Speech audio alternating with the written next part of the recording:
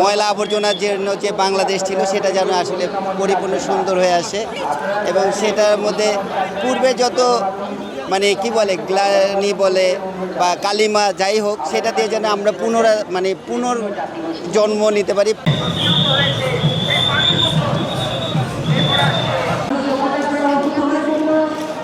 এবারের বৈশাখটা তো আসলে একটু অন্যরকম, কারণ দেশে এরকম একটা ইয়ের পরে প্রথম বাংলা নববর্ষ।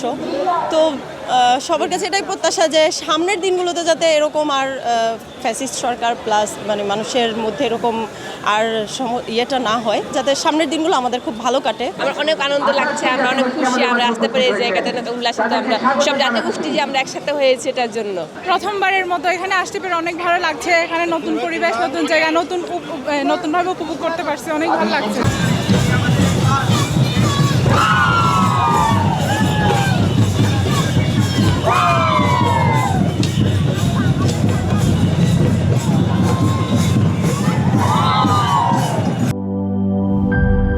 গুড লাক পেনের সফট অয়েল বেসড ইঙ্ক দেয় নিখুঁত লেখার আত্মবিশ্বাস। Good luck pen, make your lakh.